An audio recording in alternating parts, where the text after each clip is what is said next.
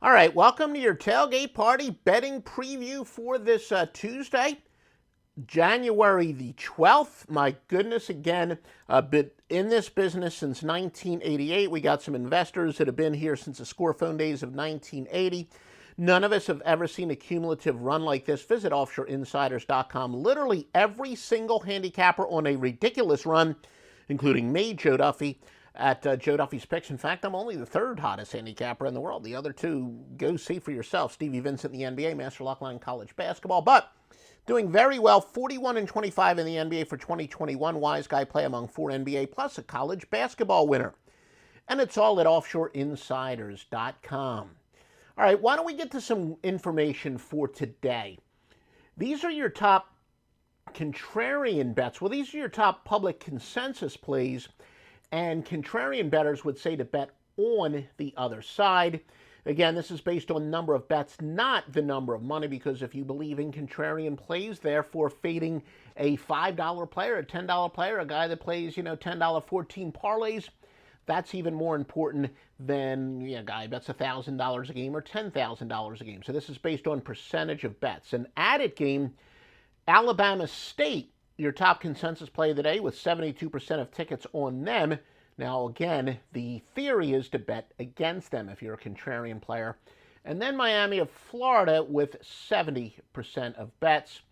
And no surprise there because, of course, the public absolutely loves to bet road favorites. In the NBA, nothing really that overwhelming. Golden State, but there's been a line swing, but Golden State 63% of the bets. Now let's get you a free winner for today, and it is to go with Cleveland and Utah over the 205 from Joe Duffy's Picks. The Cavs are the top under team in the NBA, going under 9-2 by an average of minus 13.2 points per game. Utah goes under 6-4 by minus 4.2 points per game. So wait, you heard me say over, but then I just told you that these are two great under teams, right? Did I misspeak? No, I didn't misspeak. Two cumulative under teams regress to the mean and go over. Yes, I said two under teams when they meet, they go over. 769, 556, and 25. Also, one of our top simulation programs, and yeah, you might be able to recognize which one it is, but that's okay. We're not going to tell the world all of our secrets, but it's not like we believe that the world doesn't know where to get this great information. But we got a good simulation program that's been good for corroborating stuff. They have 67% of the simulations are going over the total. Once again, 67% are going over the total. Again, a lot of ways to support the podcast, including, if you're watching the video, what's on your screen right now. Now, who have been the top teams in the NBA this year to bet on? Now, this is, again, the rankings are based on margin of cover. Again, margin of cover is pretty basic. If a team is a 10-point favorite, they win by 14, they are +4. The team that lost would be -4. So Charlotte is 6-5 this year against the spread, but covering by an average of 4.6 points per game. Dallas 5-4 by 4.2, and although Phoenix and Chicago both have better records, Phoenix 7-4 but +2.6, and Chicago 8-3 but by only 2.4 points per game. Now, who have been the best teams to fade in terms of margin of cover?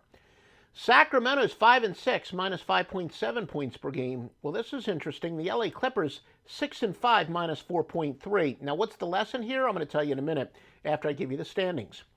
Minnesota 5-5 by minus 3.8. Miami's 3-5 by minus 3.5 points per game. But that really isn't surprising because it gets back to what we've been telling you all along. The NBA and the NFL especially are about regression to the mean. That's why you rarely see the same teams at the top or the bottom of the standing. So we use the odds makers' knowledge against them as a general rule of thumb. The bad ATS teams become good teams to bet on, and the good ATS teams become good teams to bet against. What are the biggest line moves today in the NBA? Indiana Pacers opened up as a 1-point favorite, but they're now 3-point underdogs. So yeah, Golden State went from an underdog to a 3-point favorite. Philadelphia went from -4 to -7, and that's really about it when it comes to the big line moves in the NBA. Alabama State opened up as a 5.5-point favorite in college basketball in our added rotation game. They're now -8.5.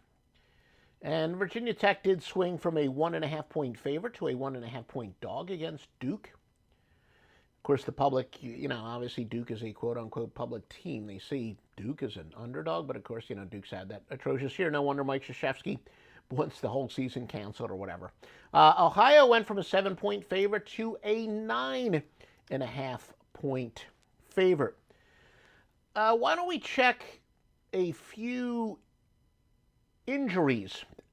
And again, please, if you do like this information, literally like it. Give us a comment, etc. Now, as far as looking ahead, Karl Anthony Towns should play on Wednesday for Minnesota, for Brooklyn. Kyrie Irving is likely going to be out for several more games. Victor Oladipo is questionable for tonight, somewhere between questionable and doubtful. He is, of course, the center for the Indiana Pacers. And the 76ers going to have a couple guys that are going to be out for a while with the COVID stuff. Shake Milton, Tobias Harris are both likely out until the weekend. And that would be about it as far as major injuries in the NBA. But like I said, if you do like this information, please literally like us. If you're listening to on a Stitcher or iTunes or anywhere where they allow you to give us a rating, please, we would love it for you to give us a 5-star. It's your way of telling those specific carriers they should feature information like this even more, and it's your way of telling us you want more free information like this on a daily basis, and we appreciate your support. Please visit offshoreinsiders.com for the best handicappers and vetted sportsbooks.